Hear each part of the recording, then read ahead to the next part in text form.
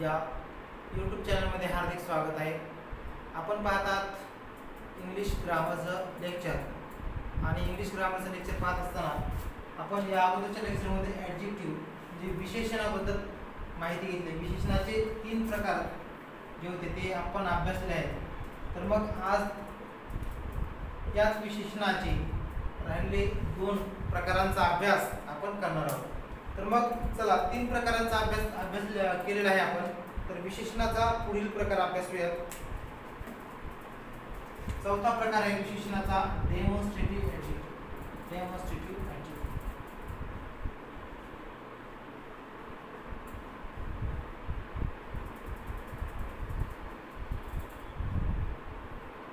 Demonstrative adjective जे आहेत या डेमॉन्स्ट्रेटिव्ह ॲडजेक्टिव्हलाच दर्शक विशेषण असं म्हणतात. मराठीमध्ये यास दर्शक विशेषण.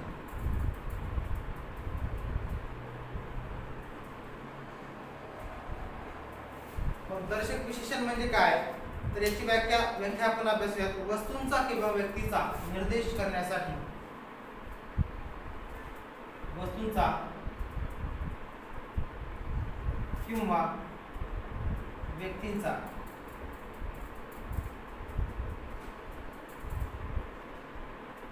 किंवा व्यक्तींचा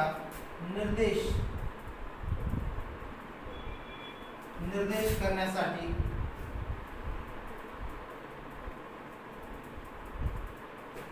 ज्या विशेषणांचा वस्तूंचा किंवा व्यक्तींचा निर्देश करण्यासाठी जी विशेषणे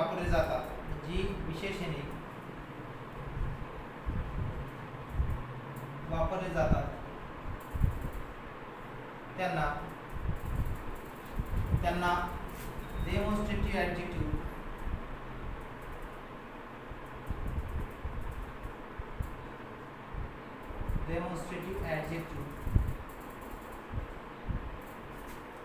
म्हणजे दर्शक विशेषणे असे म्हणतात. दर्शक विशेषणे किंवा विशेषण असे म्हणतात.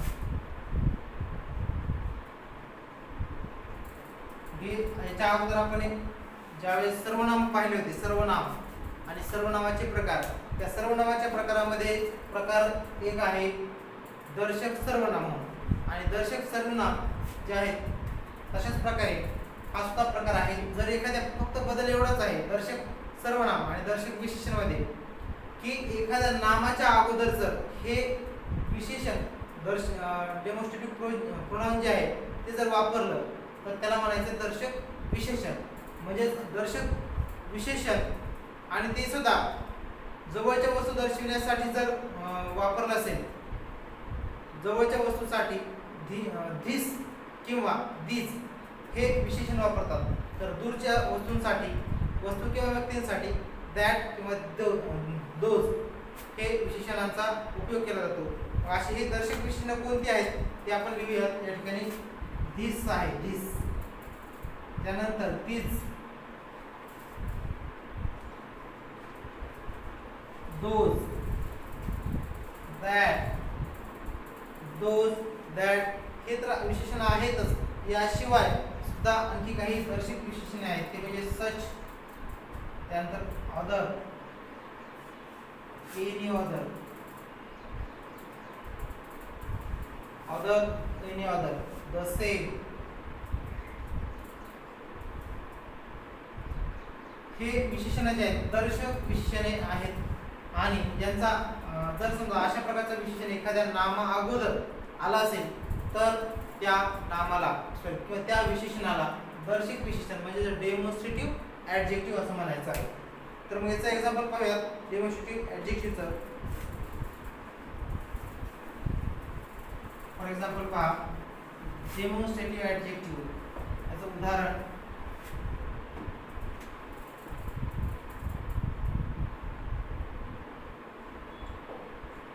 This book is mine. This book is mine. तर या ठिकाणी THIS this हे ॲडजेक्टिव्ह वापरला आहे आणि बुक हे काय आहे, नाउन आहे. या नामाबद्दल, या बुक या नामाबद्दल दिस हे काय करत आहे या ठिकाणी अधिक माहिती सांगत आहे. म्हणून हे विशेषण आहे. दिस बुक इज माय, हे पुस्तक माझे आहे. ह्या पुस्तकाबद्दल अधिक माहिती कोणता शब्द सांगत आहे? दिस हा शब्द सांगत आहे आणि तो दर्शवत पण आहे. त्यामुळं अशा विशेषणांना काय म्हणायचं आहे? Demonstrative adjective. तसंच आणखी दुसरं सुद्धा आपले एक्झाम्पल पाहत आहे. दॅट गर्ल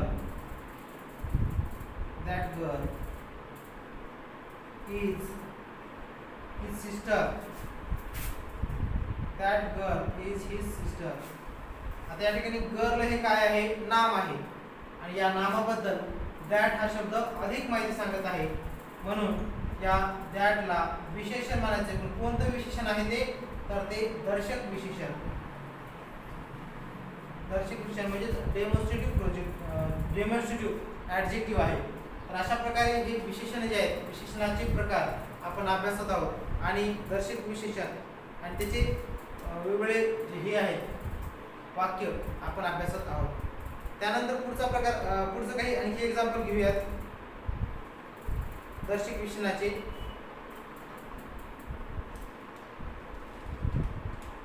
फॉर एक्झाम्पल पहा, शी डज नॉट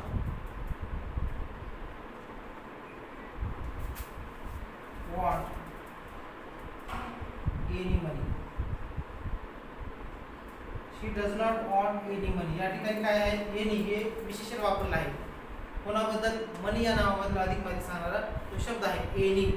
मग अशा प्रकारे विशेषण जे आहेत ते वापरले जातात आणि हे जर विशेषण तुम्हाला याच्या अगोदर एक्झाम्पल मध्ये लिहून दिलेले आहेत ते जर असतील तर त्या विशेषणांना डेमॉन्स्ट्रेटिव्ह ॲडजेक्टिव्ह असं म्हणायचं आहे. तर मग त्यानंतर शेवटचा जो प्रकार आहे या विशेषणाचा तो आपण अभ्यासूयात. पाचवा प्रकार विशेषणाचा इंटरगेटिव्ह ॲडजेक्टिव्ह. विशेषणाचा पाचवा प्रकार इंटरगेटिव्ह ॲडजेक्टिव्ह, याचा अभ्यास करूयात.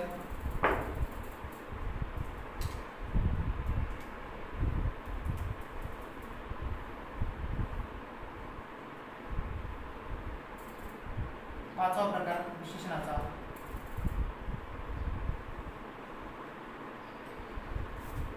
इंटरगेटिव्ह ॲडजेक्टिव्ह. याला प्रश्नार्थक विशेषण असं म्हणतात. प्रश्नार्थक विशेषण. प्रश्नार्थक विशेषण आपण ज्यावेळेस सर्वनामाचे प्रकार अभ्यासत होतो त्याच वेळेस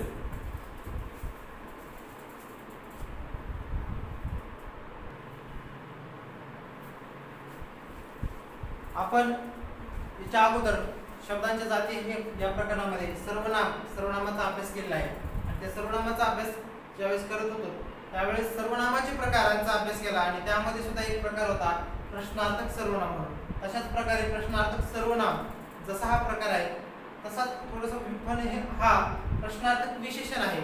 या प्रश्नार्थक विशेषण आणि प्रश्नार्थक सर्वनाम यामध्ये काय फरक आहे ते सुद्धा आपण पाहूयात. तर मग अगोदर प्रश्नार्थक विशेषण म्हणजे काय हे अभ्यासूयात. तर प्रश्नार्थक विशेषण म्हणजे काय तर लिहा what, which, what, which, what, which, whose इत्यादी प्रश्नार्थक शब्दांचा वापर इत्यादी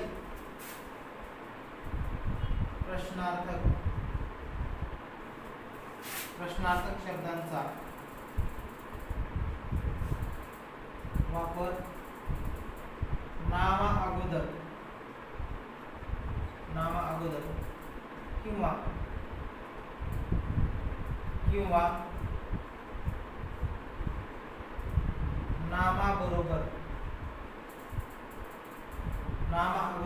नामाबरोबर केला असेल तर अशा प्रकारच्या विशेषणांना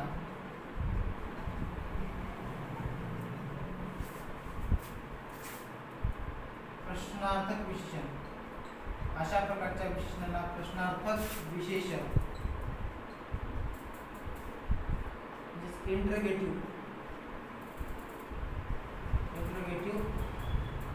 ऍडजेक्टिव्ह असं म्हणतात. इंटरोगेटिव्ह ऍडजेक्टिव्ह असे म्हणतात. तर इंटरोगेटिव्ह ऍडजेक्टिव्ह कोणकोणते आहेत बघा. व्हॉट, विच, हुज असे किंवा इतर काही WH वर्ड जे आहेत त्या WH शब्दांचा जर वापर एखाद्या नामाच्या अगोदर किंवा नामासोबत केला असेल तर त्या विशेषणाला प्रश्नार्थक विशेषण असं म्हणतात. तर मग असे एक्झाम्पल पाहूयात.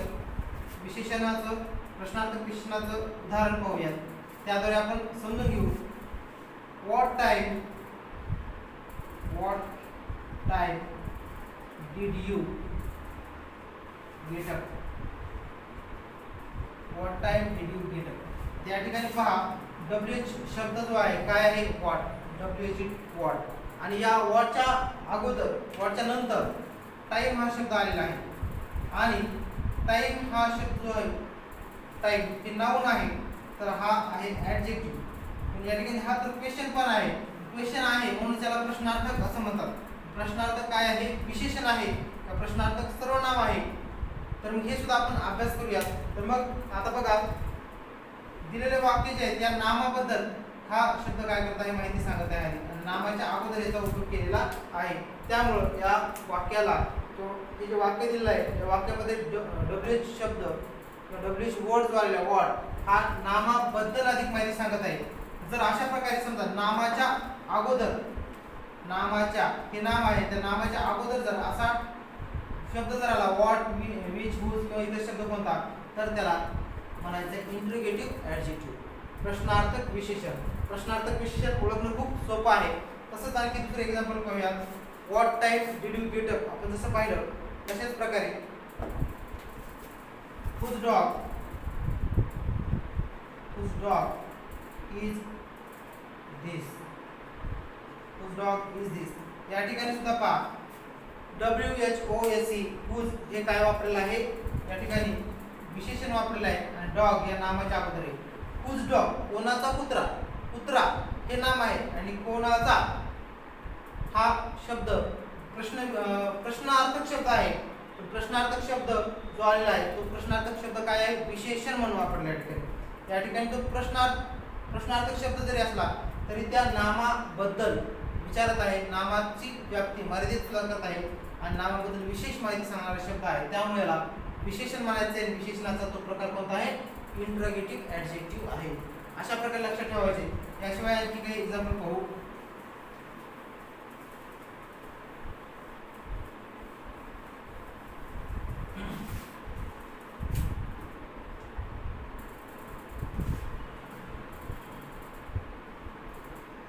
फॉर एक्झाम्पल पहा which book are you reading. Which book are you reading आणि वाक्याच्या शेवटी काय केले प्रश्न तयार केलेला आहे. प्रश्नार्थक हे आहे क्वेश्चन मार्क आहे. या ठिकाणी सुद्धा पहा विच बुक या नामाबद्दल विच हा शब्द काय करत आहे अधिक माहिती सांगत आहे.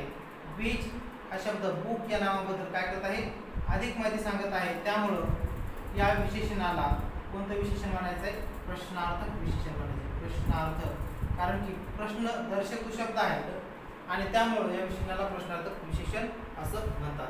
तर अशा प्रकारे हे विशेषणाचे जे प्रकार आहेत 5 प्रकार त्या 5 प्रकारांचा अभ्यास आपण या लेक्चरमध्ये करत आहोत. तर मग यामध्ये कन्फ्यूज होण्यासारखं काहीही नाही मित्रांनो. 5 विशेषणाचे प्रकार आपण अभ्यास केला आहे. तर याशिवाय काही मुलं जे आहेत प्रश्नार्थक विशेषण आहे का कधी कधी प्रश्नार्थक सर्वनाम आहे याच्यामध्ये कन्फ्यूज होतात. त्यामुळे दोन्हीचा आपण काय करूयात प्रश्नार्थक विशेषण कसं ओळखायचं आणि प्रश्नार्थक सर्वनाम कसं ओळखायचं हे दोन्हीचे एक्झाम्पल पाहूयात. त्यावरून तुम्हाला लक्षात येईल की दिलेल्या वाक्यामध्ये प्रश्नार्थक विशेषण आहे का ते प्रश्नार्थक सर्वनाम आहे. फॉर एक्झाम्पल पहा अगोदर आपण काय करूयात म्हणजे 2 प्रकार जे आहेत ते कन्फ्यूज जातात बरेच जण. कारण 2 प्रकार एक दर्शक सर्वनाम दर्शक विशेषण. दर्शक आणि प्रश्नार्थक सर्वनाम आणि प्रश्नार्थक विशेषण यामध्ये बरेच जण कन्फ्यूज होतात. तर एक्झाम्पल पाहूया.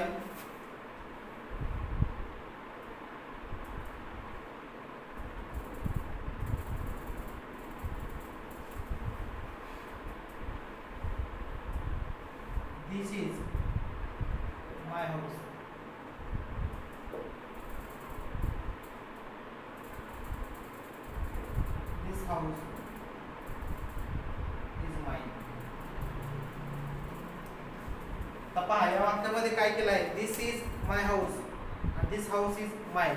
अशा आपण दोन सेंटेन्स घेतले आहेत आणि या दोन सेंटेन्स मध्ये काय ओळखायचं आहे आपला की पहिले वाक्य जे दिलेलं आहे त्या पहिल्या वाक्यात समजा अंडरलाईन केलं आहे दिसला आणि दुसऱ्यामध्ये सुद्धा केलं दिसला. मग अगोदर तुम्हाला कधी कधी असं वाक्य दिलं जातं आणि ओळखायला सांगतात की या वाक्यामध्ये धिस हा शब्द ऍडजेक्टिव्ह आहे म्हणजे ऍडजेक्टिव्ह आहे का प्रोनाउन आहे असं तुम्हाला ओळखायला लावतात. प्रोनाउन म्हणजे काय, सर्वनाम आणि ऍडजेक्टिव्ह म्हणजे विशेषण. आणि दोन प्रकार कोणते समान आहेत त्यांचे नाव बघा, तुम्हाला या ठिकाणी सांगतो मी.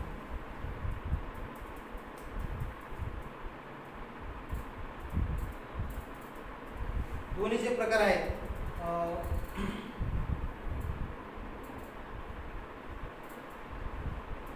डेमॉन्स्ट्रेटिव्ह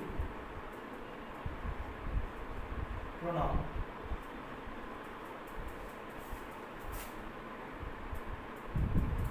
डेमॉन्स्ट्रेटिव्ह प्रोनाउन और डेमॉन्स्ट्रेटिव्ह.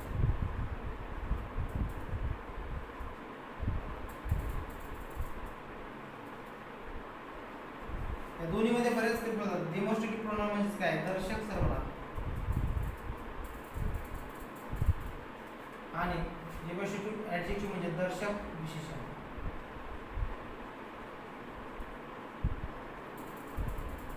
विशेषण आणि सर्वनाम या दोन्हीमध्ये तुम्हाला लक्षात ठेवायचे, हे दर्शक सर्वनाम आहे आणि हे दर्शक विशेषण आहे.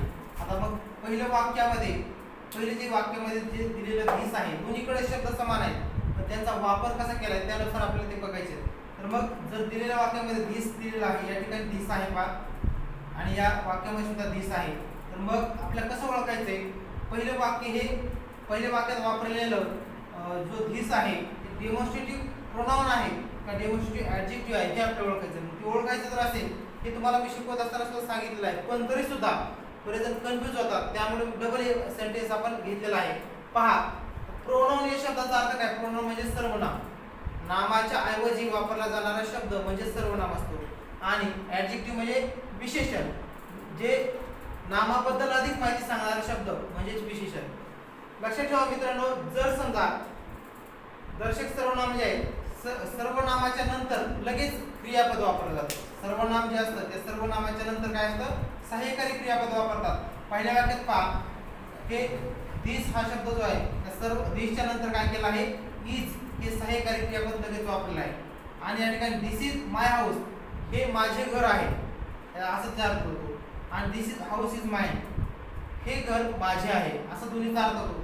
वाक्याचा अर्थ जरी एक होत असला तरी फक्त त्यांचा उपयोग वेगळ्या पद्धतीने केलेला आहे, त्यामुळे त्यावरून आपल्याला हा फरक दोन्हीमध्ये ओळखायचा आहे.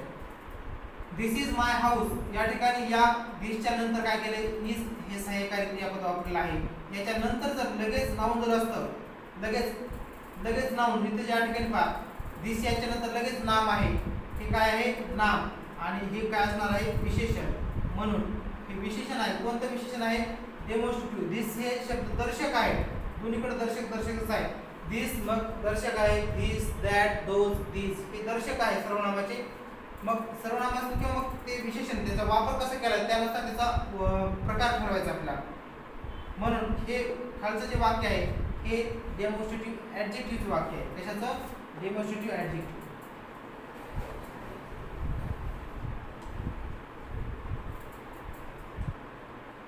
आणि वरील वाक्यामध्ये या कर्त्याच्या नंतर काय केले, क्रियापद वापरलं आहे आणि कर्त्याच्या नंतर जर क्रियापद असेल तर ते सर्व म्हणजे सर्वनामाच्या नंतर लगेच सहाय्यकारी क्रियापद वापरलं आहे, म्हणून हे डेमॉन्स्ट्रेटिव्ह प्रोनाउन आहे. अशा प्रकारे मित्रांनो तुम्ही लक्षात ठेवायचे डेमॉन्स्ट्रेटिव्ह प्रोनाउन. जर एखाद्या सर्वनामाच्या नंतर सहाय्यकारी क्रियापद लगेच वापरलं असेल तर ते डेमॉन्स्ट्रेटिव्ह प्रोनाउन असतं. आणि जर त्या म्हणजे दिस दॅट किंवा दोज जे शब्द आहेत सर्वनामाच्या नंतर त्या ठिकाणी नामाच्या अगोदर जर असा शब्द असेल दिस दॅट दोज तर ते त्या ठिकाणी डेमॉन्स्ट्रेटिव्ह ऍडजेक्टिव्ह असतं. हा दोन्हीमधला फरक आहे. तशाच प्रकारे आणखी सुद्धा एक वाक्य जे आहे त्याचा सुद्धा आपण अभ्यास करूयात. जसं दर्शक सर्वनाम आणि दर्शक विशेषण यामध्ये बरेच जण कन्फ्यूज होतात. तशाच प्रकारे आणखी प्रश्नार्थक विशेषण आणि प्रश्नार्थक सर्वनाम यामध्ये कन्फ्यूज होतात. तर त्याचा सुद्धा आपण अभ्यास करूया. Which person do you want? Which person?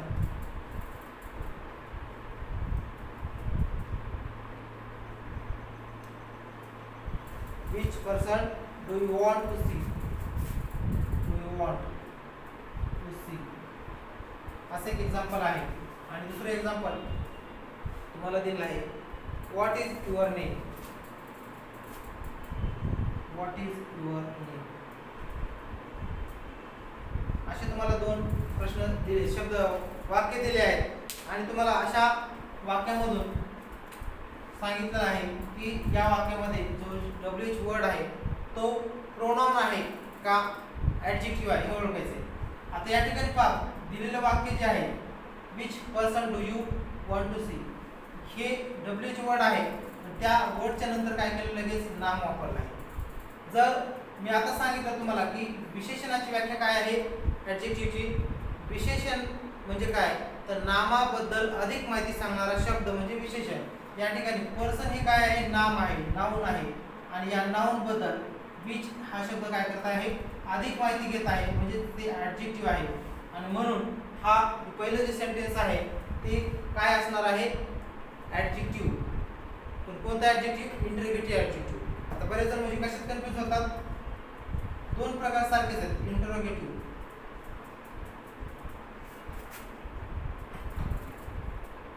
Pronoun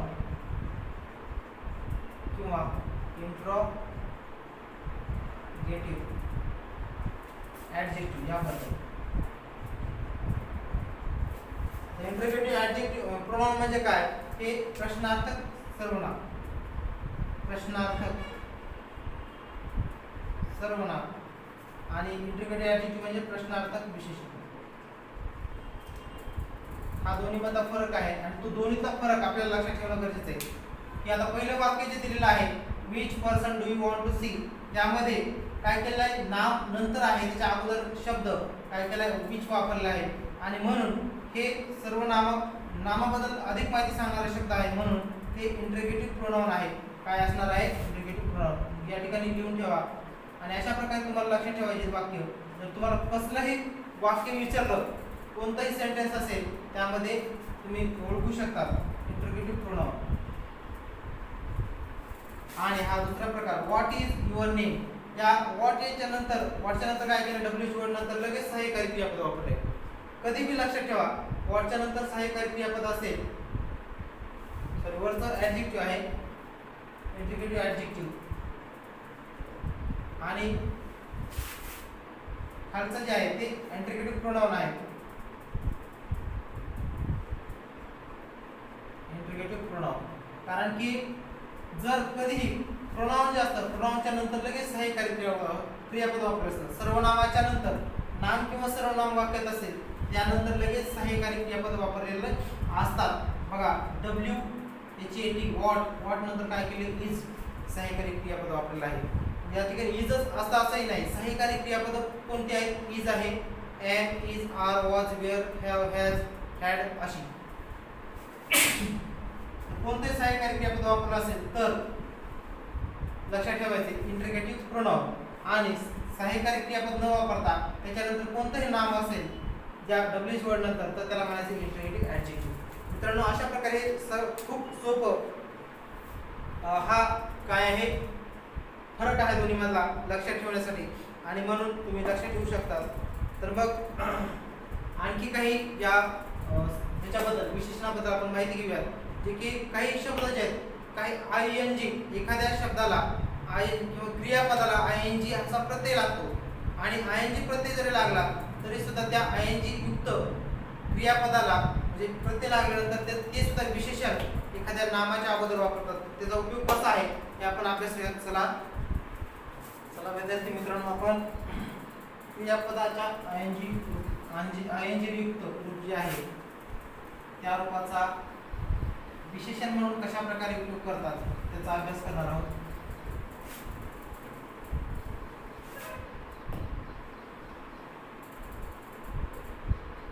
present participle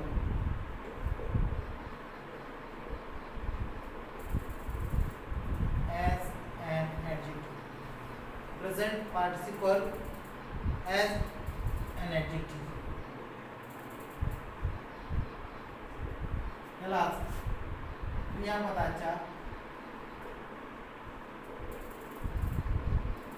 ing युक्त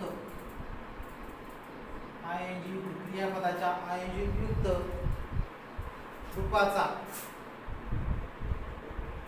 विशेषण म्हणून उपयोग कसा करतात ते पाहूयात. तर पहा, आता क्रियापदाचं ing रूप, जसं की समजा बरेचसे क्रियापदाचे रूप आहेत. फॉर एक्झाम्पल पहा, I bought a washing machine.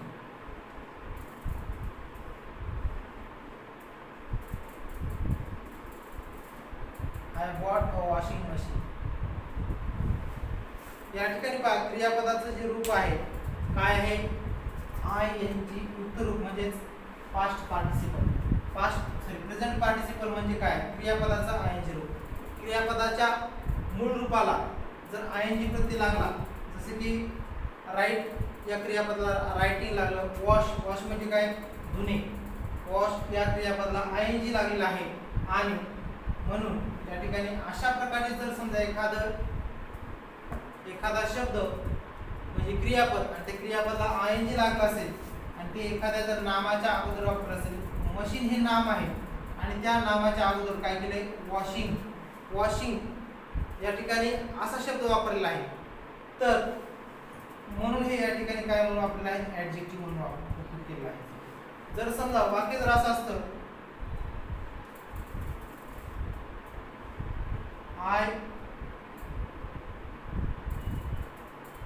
I am washing machine. I am washing machine असं तर असतं.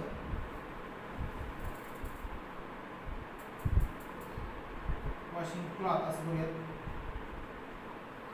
I am washing clothes.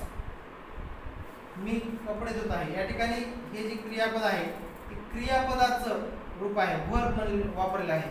या ठिकाणी वॉशिंग हा जो शब्द वापरला आहे क्रियापदाचं रूप म्हणून वापरला आहे. पण या ठिकाणी मात्र तो शब्द वॉशिंग हा शब्द म्हणजे शब्द जो आहे वाक्यात कसा वापरला आहे त्याच्यानुसार शब्दाची जात ठरत असते. शब्दांच्या ज्या 8 जाती आहेत, एक जरी शब्द दिसायला सारखा असला तरी शब्दाचा उपयोग जसा आपण करतो त्यावरून त्या शब्दाची जात ठरत असते.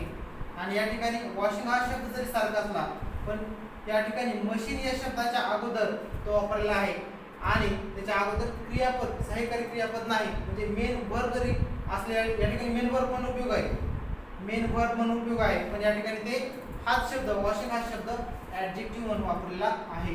हे मित्रांनो लक्षात ठेवायचे. असे शब्द कोणते आहेत जे की ऍडजेक्टिव्ह म्हणून वापरले जातात वाक्यामध्ये, जसे की बरेचसे शब्द वापरतात. पहा, फोल्डिंग चेअर. चेअर हा जो शब्द आहे, चेअर या नामाबद्दल फोल्डिंग हा शब्द काय करत आहे, अधिक माहिती सांगत आहे. Barking dog. बार्क म्हणजे काय, भुंकणे. आणि बार्क या क्रियापदाला ing प्रत्यय लागलेला आहे. तर मग ing प्रत्यय लागलेला आहे, क्रियापद आहे, पण या ठिकाणी मात्र क्रियापदाला ing लावल्यामुळं हे क्रियापदाच्या ing लावल्यामुळं ते क्रियापद राहत नाही तर ते विशेषण बनतं. म्हणून अशा वेळेस त्याला ऍडजेक्टिव्ह असं म्हणायचं. तसंच डान्सिंग डॉग.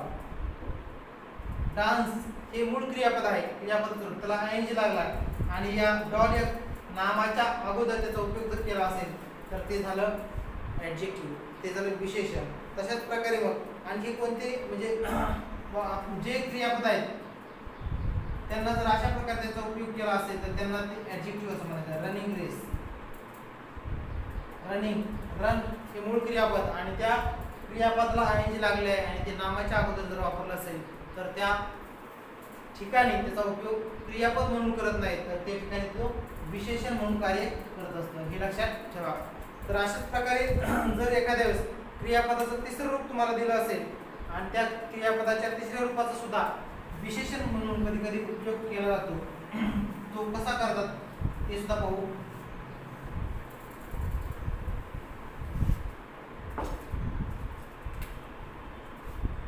पहा, past participle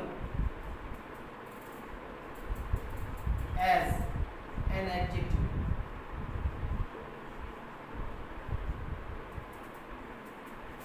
क्रियापदाच्या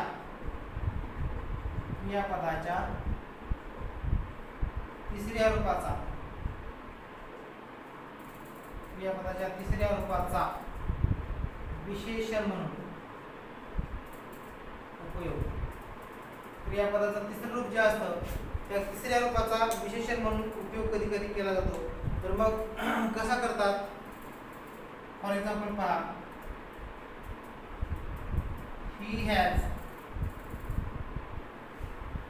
he has only a torn shirt. He has only a torn shirt. या ठिकाणी पहा, शर्ट हे नाउन आहे आणि त्या शर्ट या नावाच्या अगोदर टॉर्न TORN टॉर्न म्हणजे टीयर टॉर्न हे क्रियापदाचं तिसरं रूप वापरलं आहे. V3 आहे आणि V3 जरी असलं फाडलेला तर टीयर म्हणजे फाडणे, टॉर्न म्हणजे फाडलेला, क्रियापदाचं तिसरं रूप वापरले आणि म्हणून हे या ठिकाणी क्रियापद न राहता या ठिकाणी ते विशेषण म्हणून त्याचा उपयोग केलेला आहे. काय म्हणून केलेला आहे? विशेषण. आणि हे नाम आहे शब्द. नामाबद्दल अधिक माहिती सांगणारा शब्द म्हणजे विशेषण. तर अशा प्रकारे क्रियापदाच्या तिसऱ्या रूपाचा उपयोग करून सुद्धा विशेषण केले जातात. तसंच आणखी पहा, drink drank drunk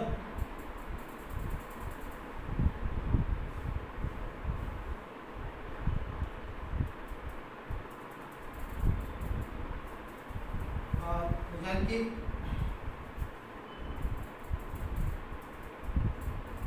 return letter असंही वापरतात. रिटर्न क्रियापदाचं तिसरं रूप आहे आणि लेटर हे नाव आहे. त्या नावाबद्दल अधिक माहिती सांगणारा शब्द म्हणजेच काय आहे? विशेषण या ठिकाणी वापरलेला आहे. तर अशा प्रकारे क्रियापदांच्या ING युक्त रूपाचा किंवा क्रियापदाच्या तिसऱ्या रूपाचा उपयोग करून सुद्धा विशेषण म्हणजे त्या तिसऱ्या रूपाचा आणि ING युक्त रूपाचा उपयोग कधी कधी वाक्यामध्ये विशेषण म्हणून सुद्धा केला जातो. हे मात्र लक्षात ठेवायचं सर्वांनी. तर अशा प्रकारे हे विशेषण तर आहेतच, पण याशिवाय या विशेषणाची 3 रूप आहेत विशेषणाची, ते सुद्धा आपल्याला माहिती असणं गरजेचे आहे. विशेषणाची 3 रूप कोणती आहेत मग तर पाहूयात. पहा, ज्यावेळेस आपल्याला डिग्री हा चॅप्टर पाहायचा आहे, डिग्रीमध्ये 3 प्रकारच्या डिग्री आहेत. जसे पहा, PD म्हणजे ज्याला पॉझिटिव्ह डिग्री असं म्हणतात, पॉझिटिव्ह डिग्री. दुसरा प्रकार कॉम्पॅरेटिव्ह डिग्री, याला CD म्हणतात, कॉम्पॅरेटिव्ह डिग्री. आणि तिसरा जो प्रकार आहे सुपरलेटिव्ह डिग्री. या डिग्रीचे 3 प्रकार जे आहेत, या 3 प्रकारामध्ये या विशेषणांचा उपयोग केला जातो. आता जर समजा इथं स्मॉल असेल, स्मॉल असं विशेषणाचं रूप असेल, तर पॉझिटिव्ह डिग्रीमध्ये हेच विशेषणाचं रूप स्मॉलर असं वापरतात, स्मॉलर दॅन. तसंच सुपरलेटिव्हमध्ये द स्मॉलेस्ट. बघा, बदल काय झाला आहे? जे विशेषणाचं मूळ रूप होतं, विशेषणाचं मूळ रूप काय होतं? स्मॉल. आणि मूळ रूप असेल तर त्या विशेषणाच्या अगोदर, स्मॉल च्या अगोदर ॲज डॅश ॲज म्हणजे ॲज विशेषण, नंतर ॲज किंवा सो डॅश ॲज असं वापरतात. तर विशेषण जर समजा कॉम्पॅरेटिव्ह डिग्रीमध्ये असेल तर विशेषणाला ER लावतात आणि त्याच्यानंतर द्यान वापरतात. जर सुपरलेटिव्हचं विशेषण असेल तर त्या विशेषणाच्या अगोदर द लावतात आणि त्या विशेषणाला ES लावतात. हे विशेषणाचे एकूण 3 प्रकार आहेत, पॉझिटिव्ह डिग्री, कॉम्पॅरेटिव्ह डिग्री आणि सुपरलेटिव्ह डिग्री. हे विशेषणाचे 3 प्रकार किंवा 3 रूप आपल्याला माहिती असणं गरजेचं आहे. ज्यावेळेस आपल्याला डिग्री हा चॅप्टर पाहायचा, डिग्री स्वतंत्र एका व्हिडिओमध्ये आपण त्याचा अभ्यास करणार आहोत. तर मग विशेषण जे पॉझिटिव्ह डिग्री, पॉझिटिव्ह, कॉम्पॅरेटिव्ह आणि सुपरलेटिव्ह तुम्हाला थोडक्यात माहिती सांगतो. पॉझिटिव्ह डिग्री म्हणजे काय. जर एखादं विशेषण ॲज डायरेक्ट ॲज किंवा सो ॲज मध्ये जर बंदिस्त असेल आणि त्या आणि विशेषणाचं मूळ रूप वापरलं असेल तर त्या विशेषणाच्या प्रकारास किंवा त्या डिग्रीला पॉझिटिव्ह डिग्री असं म्हणतात. जर विशेषणाला इयर प्रत्यय लागला असेल आणि त्या विशेषणाच्या नंतर जर द्यान वापरलं असेल तर त्या डिग्रीच्या प्रकारास कॉम्पॅरेटिव्ह डिग्री असं म्हणतात. याशिवाय सुपरलेटिव्ह डिग्री हा डिग्रीचा तिसरा प्रकार. जर विशेषणाच्या अगोदर द वापरला असेल आणि विशेषणाला जर EST हा जर प्रत्यय लागला असेल तर त्या विशेषणाच्या डिग्रीला सुपरलेटिव्ह डिग्री असं म्हणतात. हे अशा प्रकारे डिग्रीचे 3 प्रकार आहेत आणि याचा अभ्यास आपण लेक्चरमध्ये पुढच्या करणारच आहोत. पण या ठिकाणी काही आपण डिग्रीचे जे 3 प्रकार आहेत ते पाहूयात. ते खूप महत्त्वाचे आहेत आणि सर्वांनी लक्षात ठेवायचे. चला, विशेषणाची 3 रूपं जे आहेत त्यांचा आपण अभ्यास करूया. विशेषणाच्या 3 रूपाचा सर्वांनी 3 कॉलम करायचे कारण की खूप महत्त्वाचे आहे. डिग्री हा चॅप्टर पाहत असताना आपल्याला त्याचा अभ्यास करायचा आहे. पीडी म्हणजे पॉझिटिव्ह डिग्री.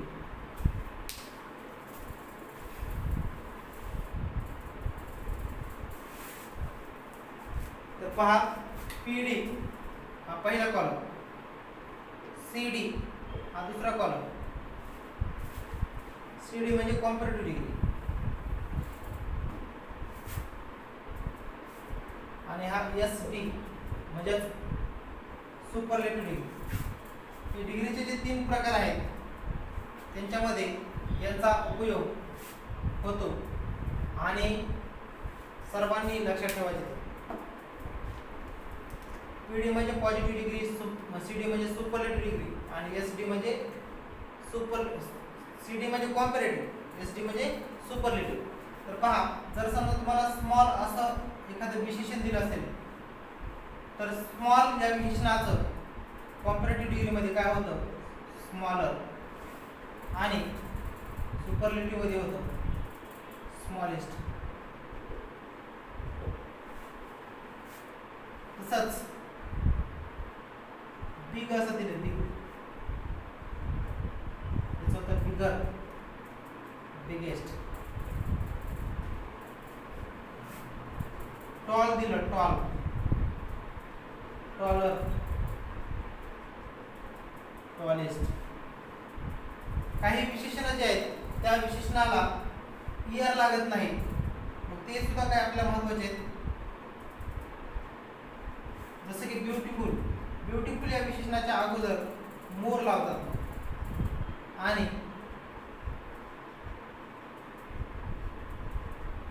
ब्युटिफुल आणि जर समजा विशेषणाला मोर लागलाय त्या विशेषणाच्या अगोदर मोस्ट लावतात, त्याला एस्ट लागत नाही. मोर ब्युटिफुल, मोस्ट ब्युटिफुल.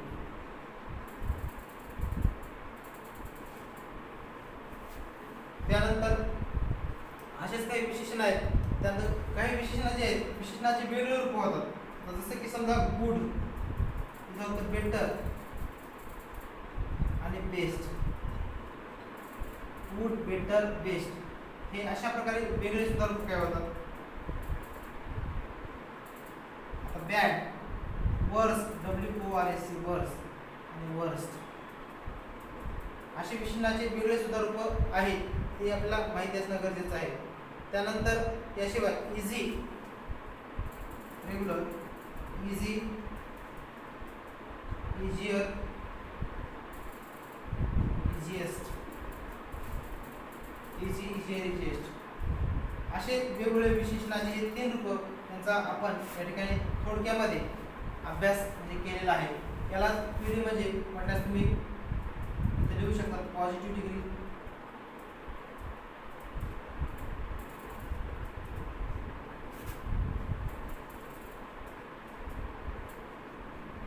कॉम्पॅरेटिव्ह आणि सुपरलेटिव्ह.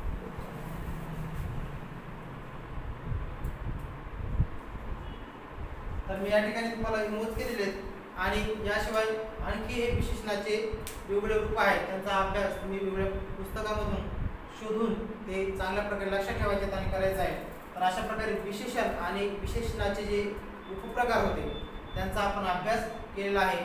तर आय होप तुम्हाला खूप चांगल्या प्रकारे तुम्ही जर व्हिडिओ पाहिला असेल तर समजला असेल आणि तुम्हाला हा व्हिडिओ आवडल्यास सर्वांनी लाईक करा, शेअर करा, कमेंटसुद्धा करा. आणि सर्वात महत्त्वाचं या यूट्यूब चॅनलला तुम्ही सर्वांनी सबस्क्राईब मात्र करायचं आहे आणि नंतर सबस्क्राईब केल्यानंतर बेल आयकॉनसुद्धा दाबा. धन्यवाद. थँक्यू.